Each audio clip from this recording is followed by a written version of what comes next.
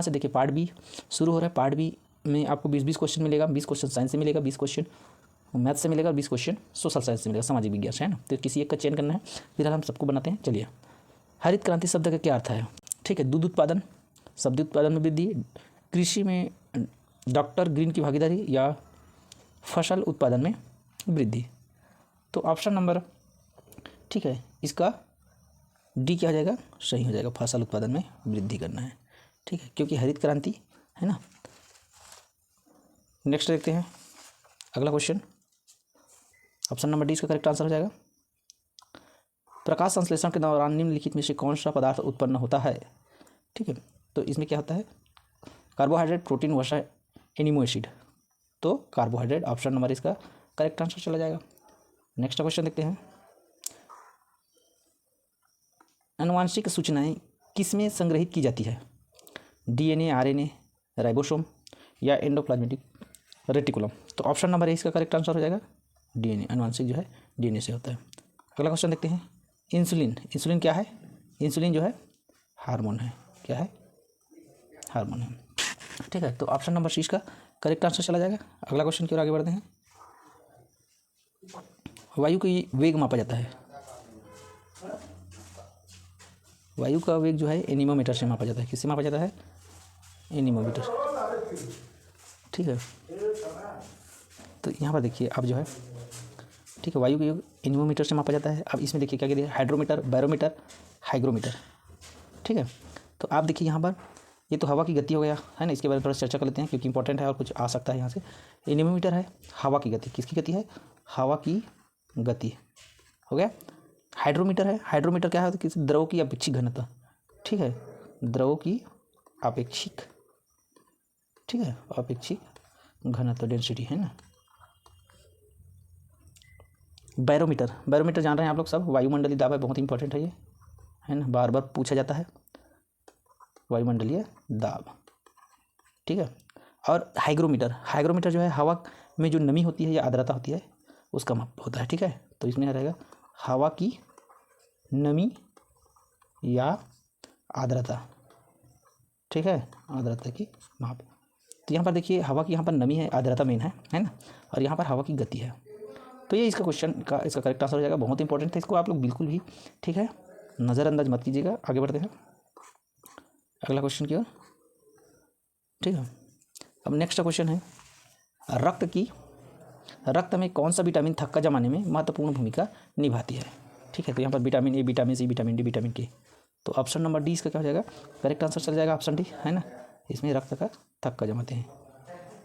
ठीक है, अगला क्वेश्चन देखते हैं। रेबीज रोग का कारक जीव है। तो रेबीज क्या है? एक वायरस है। क्या है? एक वायरस है। ठीक है, अगला क्वेश्चन देखते हैं। शुद्ध जल का पीएच कितना होता है? तो शुद्ध जल का पीएच कितना होता है? 7 होता है। कितना होता है? 7।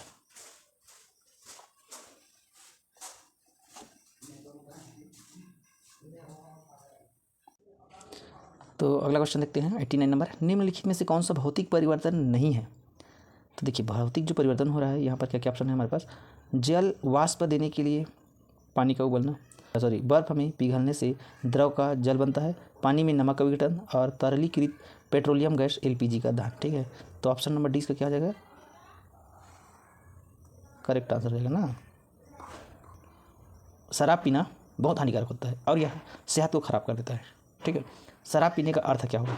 तो यहाँ पर एथिल एल्कोहल को पीना। किसको पीना? एथिल एल्कोहल को।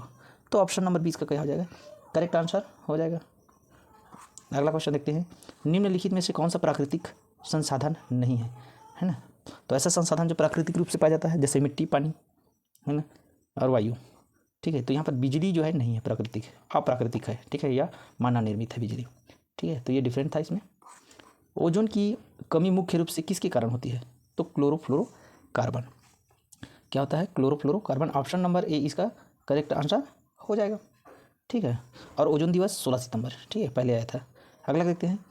खतरे के संकेत के लिए लाल बत्ती का प्रयोग किया जाता है। किया जाता है, क्यों किया जाता है? ठीक है, तो इसका आंसर क्या आ जाएगा? यह जो है ना सबसे कम बिखरता है। ठीक है, और दूर से हमको दिखाई देता है। तो ऑप्शन नंबर सी इसका क्या हो जाएगा? करेक्ट आंसर हो जाएगा। चलिए अगला देखते हैं। पाचन तंत्र में भोजन को मिलाने वाला पहला एंजाइम कौन सा है? तो एमाइलेज। ऑप्शन नंबर सी इसका क्या हो जाएगा? एमाइलेज इसका करेक्ट आंसर हो जाएगा। चलिए अगला देखते हैं 95 नंबर।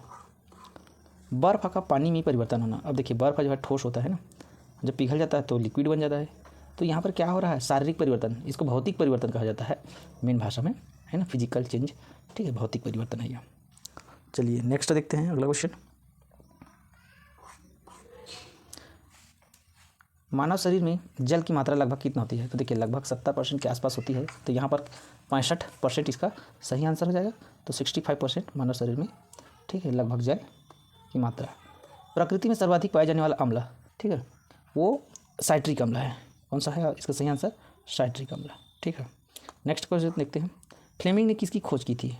तो पेनिसिलिन की खोज की थी। तो ऑप्शन नंबर डी इसका सही आंसर हो जाएगा। नेक्स्ट क्वेश्चन देखते हैं। मछली पालन के लिए तकनीकी शब्द है मछली पालन। तो मछली पालन पीसी कल्चर होता है। क्या होता है? PC culture. इसका करेक्ट आंसर है पीसी कल्चर।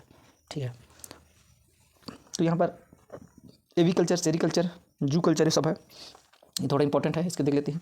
एवी कल्चर जो होता है पक्षियों का अध्ययन होता है। ठीक है, किसका अध्ययन होता है? पक्षियों का, पक्षियों का अध्ययन। ठीक है, सेरिकल्चर मतलब रेशम, रेशम उत्पादन। ठीक है, रेशम उत्पादन। पीसी कल्चर मछली पालन है ये।